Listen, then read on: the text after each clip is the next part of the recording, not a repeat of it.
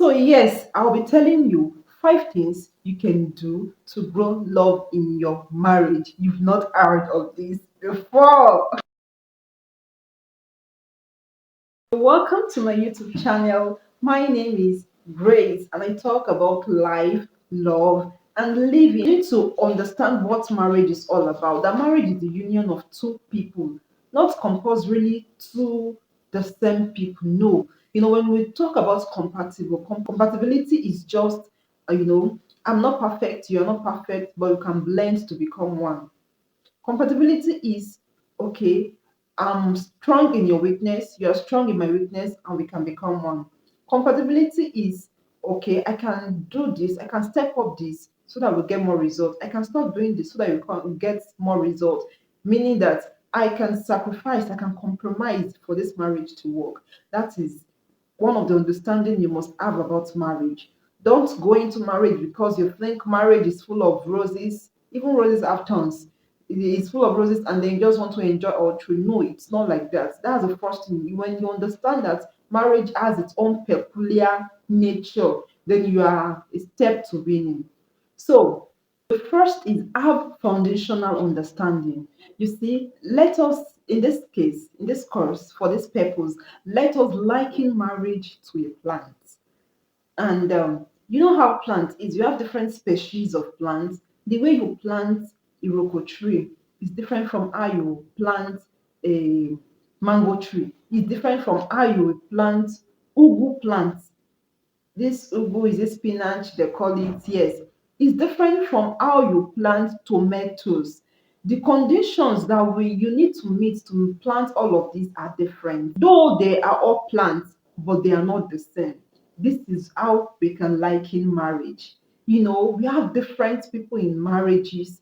You see, marriage is universal, but it is not the same to different parties. But we have some basic principles that when you follow, you will get certain results in your marriage. And this is what I'm sharing with you today. When you understand that marriage has its own peculiar nature, then you are a step to winning.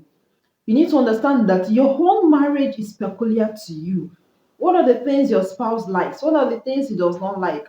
What is the component of your marriage? What makes your husband happy? What makes your wife happy? These are the things you will consider. These are the things you will know. Where your husband is coming from. What are the things they believe in? What's their culture? What's their belief? Is it aligning with your own? Is it different? How can you fuse them together and have what you work on in your marriage?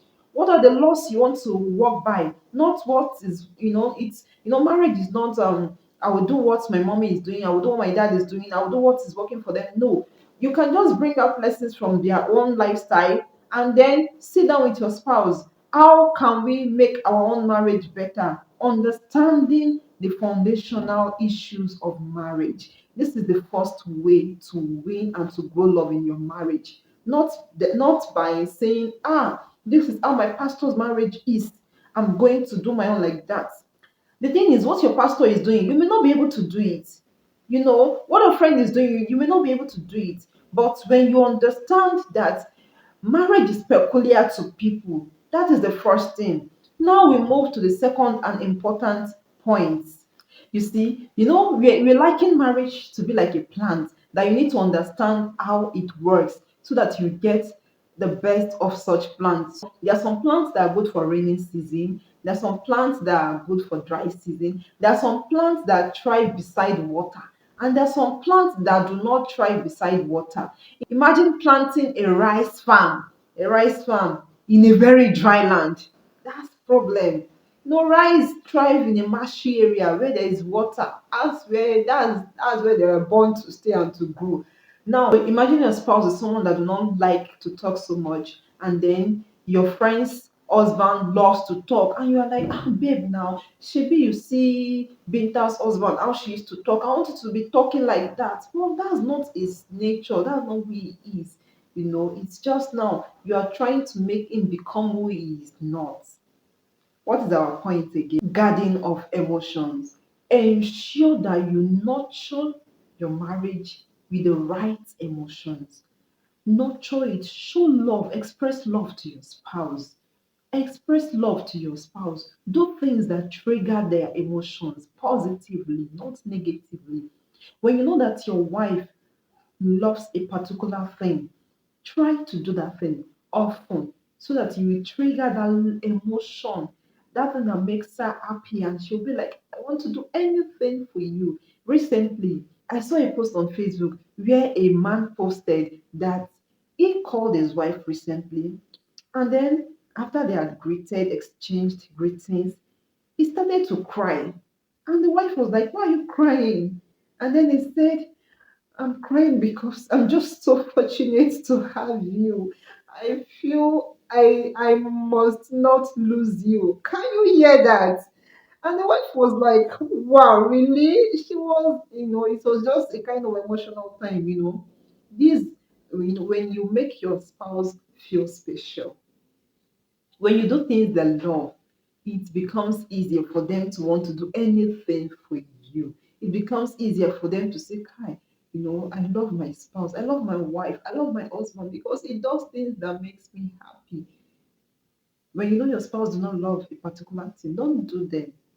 Except if those things are a way to correct them on a particular heart. But do not intentionally do things to hurt your spouse. This is one of the ways you can grow love. The third and important point, I call it sunlight of respect. You see, because we are using plants as our case study, plant loves sunlight so that they can grow healthily, they can grow very well. The thing is, marriage thrives on respect. You see, we are in a generation where everybody is saying, we are equal in this marriage. There's nothing anybody can do. I have my say, you have my say. You cannot command me. You cannot tell me what to do. A lot of things like that. But the thing is, marriage thrives on respect. It is something that is there. You know, till generation to come, people can protest, but we cannot change the facts. In the Bible say, wife, submit to your husband. Husband, love your wife. You see, it's just a mutual understanding. It's reciprocal. And all this, I sum them up in respect. Respect your spouse. Do not say, we are mates, or you are older than her, or you're older than him, and so he or she cannot do you anyhow. No, don't do that. It's not good. Yes, respect your spouse. Give respect to your husband. Give respect to your wife. Don't talk about your wife anyhow in any place. Do not talk about your husband anyhow. When you're talking about your spouse, let it be a form of, dignity. That when people hear you talking about your spouse, you'll be like, eh. Sometimes when my husband talks about me outside, I'll be like, is it this me? The way we say it, if you've not seen me before, you'll be like, "Kai, I must meet this woman." And when you see me, the level of respect you are called to me will be different because of how he talks about me. And same here too. When I talk about my husband, because I respect him and love him a lot, sincerely, he's a good man. So when I talk about him, I talk about good things about him. Should your spouse even have anything, they are trying to work on, it's not your place to use this against them. We are not all perfect, but we are work in progress. So that we are aiming at perfection, but we are not perfect. And so you must understand that there is room for lapses. So please respect your spouse. Yes, respect is reciprocal. It's not just for the wife, it's not just from the wife alone or from the husband alone, but from both parties. Yeah, you got that. You got that. The next point is care and effort. Ha. You see this thing, these two things, you need it. You need it. Care and effort. Care for your spouse. Please, if you're a man, do not allow your wife to do all your housework when you can actually help her. You have a baby, your wife cleans the room, she prepares the meal, she takes care of the babies. If there are many, it's not good. Show care. Care is not in words, care is in action. When she's cooking, you can clean the room. When she's cleaning, you can take care of the baby. When she's caring for the baby, you can prepare the meal. Just do something. No matter how small it is, show care. And as a wife also, as your husband is trying to make ends meet, Do something in your own power too to show that I truly care and appreciate what you are doing. Care for yourselves.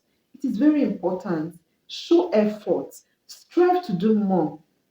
You see, in the typical African community, they say man is the breadwinner of the family. It is true, but it does not mean you should not do anything as a woman. Both of you are breadwinners because you come together to make your marriage work. So whatever you have, you put on the table. Whatever your husband have, he puts on the table, and together you decide on what to do, how you can achieve more with that.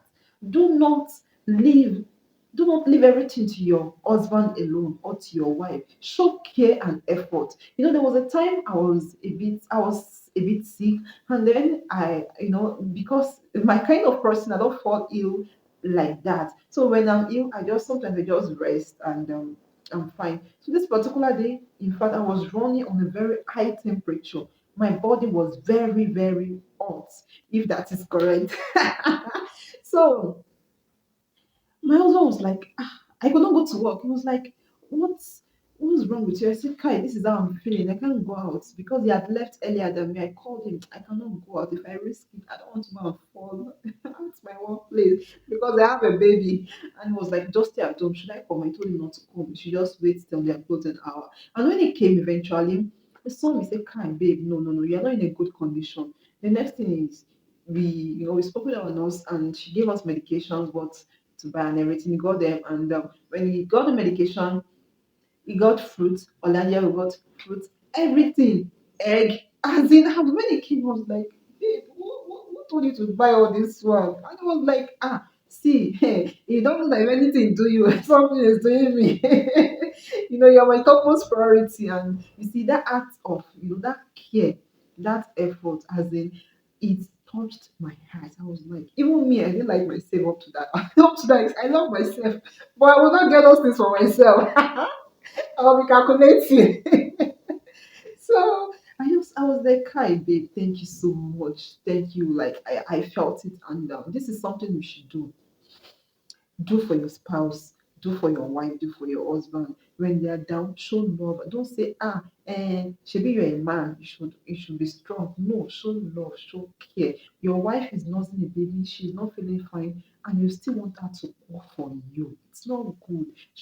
Those are the places you can do something. Show love. Love your spouse in action, not just in words. Not just saying I love you, I care. No, do it. Let's see it. If you're able to do this, you will see that there will be a tremendous level of growth in your marriage. I told you the last point is, when they say the patient dog eats the fattest bone, whether it's correct or not, anyway, you are here. You see, the last point is gratitude and resilience.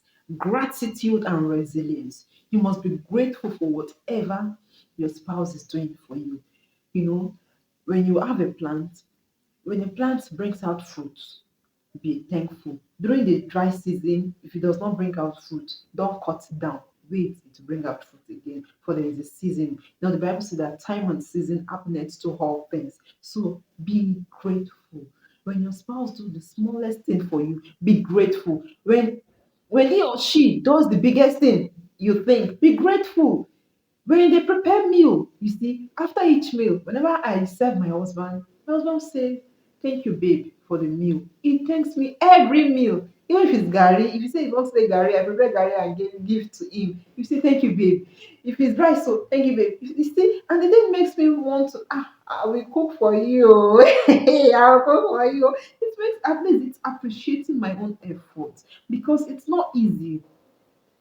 Some people say that's what a woman is born to do. No, who says a woman is born to cook? It's part of the responsibility we've taken on to make things work in our marriage. And so when your spouse is doing something, please be thankful. Tell him, babe, thank you for this money. Thank you for what you are doing. There was a season in my life whenever my husband collects a salary, I will say, babe, thank you for this month, and I'll get him a gift and to say thank you. Always I do that because I don't want to assume it is easy. It's not easy. There's nothing that is easy. We need to appreciate each other so that there will be this drive to do more. Because you know that your wife, your husband Be thankful and then be resilient. Do not stop doing all these things, even if they are not giving you results yet. It's just a matter of time. Keep doing them. Your husband's heart, your wife's heart will begin to form to the new nature of seeing how you are doing things in a new way and dimension. And I promise you, you will get results over a period of time. Thank you for staying with me. Please, I forgot to say, like, share, subscribe. Thank you. See you in my next video. Bye.